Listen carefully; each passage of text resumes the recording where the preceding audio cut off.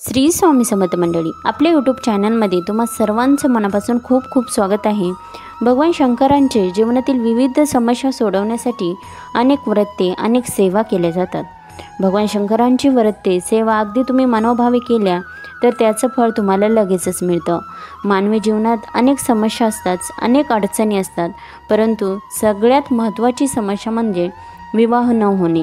विवाह जमत नसल्याने तरुण तरुणी अगदी हतबल होतात, अगदी डिप्रेशनमध्ये देखील जातात आणि विवाहाचं वय एकदा जर निघून गेलं तर विवाह होणे देखील खूप कठीण असते। मग अशा वेळी विवाह न होणाऱ्या तरुण तरुणीसाठी भगवान शंकरांचे पिवळ्या सोमवारचे विशेष व्रत आहे। हे व्रत तुम्हाला मनोभावे करायचे आहे। ज्यांचा विवाह होत नाही अशा तरुण तरुणीचा विवाह हे व्रत केल्याने लगेचच जमतो आणि तो यशस्वीरित्या पार देखील पडतो। या पिवळ्या सोमवारच्या व्रताचा बऱ्याच जणांना अनुभव देखील आलेला आहे।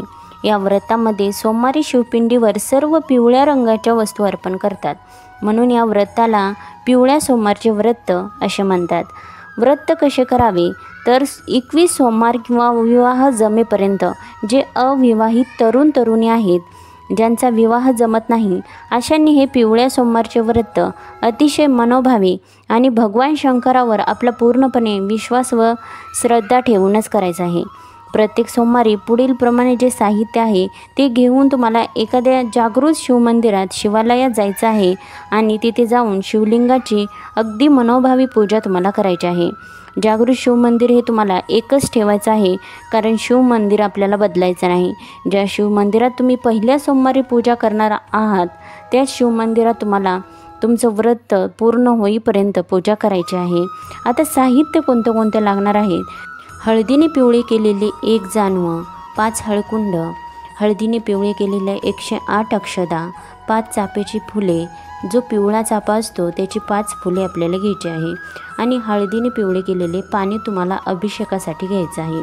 1 तांब्याभर पाणी घेतलं तरी चालेल आणि 1 सुपारी आपल्याला हळदीने पिवळे केलेली घ्यायची आहे। या वस्तू आपल्याला शिवमंदिरात सोमवारी घेऊन जायच्या आहेत।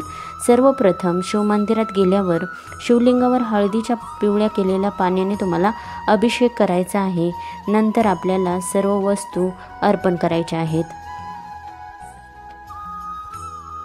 अभिषेक झाल्याच्या नंतर भगवान शंकराच्या पिंडीला आपल्याला चंदन लावायचं आहे व नंतर जे 5 आपल्याला चाफ्याची फुले जे आपण घेतलेली आहेत ते अर्पण करायचे आहेत व या दिवशी बेल आपल्याला चंदन लावूनच अर्पण करायचं आहे।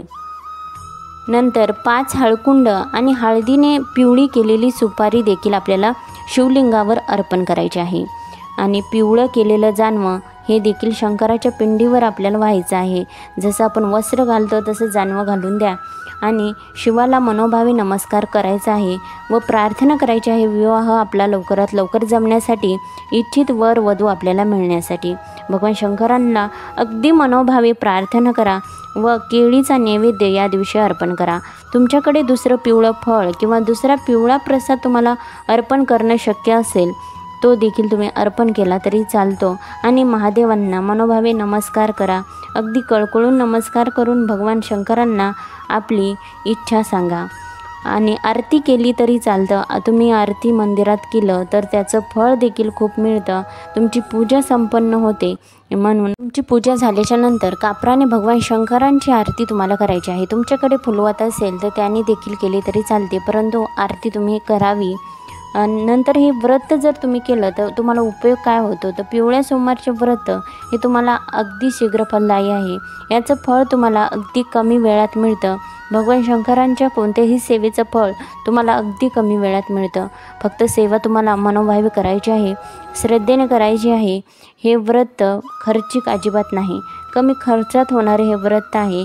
याला कोणतंच साहित्य जास्त लागत नाही, खर्च देखील नाही। जे घरात उपलब्ध असतं त्या साहित्यापासून हे व्रत तुम्हाला करायचं आहे। याचा उद्यापन असं वेगळं काही करायची गरज नाही। जे रेग्युलर तुम्ही व्रत केलं तसंच व्रत करायचं आहे। तुम्हाला विवाह जमेपर्यंत करता आलं तर तोपर्यंत करा किंवा 21 सोमवार हे व्रत तुम्हाला करायचं आहे।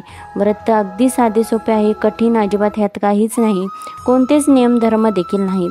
कोणालाही हे व्रत अगदी सहज करता येतं। ज्या स्त्री पुरुषांचा विवाह जमत नाही अशांचा विवाह काही महिन्यातच जुळून येतो। किंवा ज्यांचा विवाह जुळत नाही, विवाह जुळण्यामध्ये बऱ्याच अडचणी येतात, वय निघून गेला आहे तरी विवाहाचा योग येत नाही, अशांनी हे व्रत, ही भगवान शंकरांची एक साधी सोपी सेवा नक्की करून पहा. याचं लवकरच फळ तुम्हाला मिळेल व अनुभव देखील येईल. कारण भगवान शंकरांची सेवा अगदी मनोभावे केली तर भगवान शंकर लगेचच प्रसन्न होतात. आणि दिवसभर तुम्हाला उपवास करायचा आहे, रात्री तुम्ही जेवण केलं तरीही चालतं. विवाह जमेपर्यंत हे व्रत करता आलं तर नक्की करा, किंवा 21 सोमवार हे व्रत तुम्हाला करायचे आहे. व्हिडिओ आवडल्यास व्हिडिओला लाईक व आपल्या चॅनलला सबस्क्राईब करा. धन्यवाद.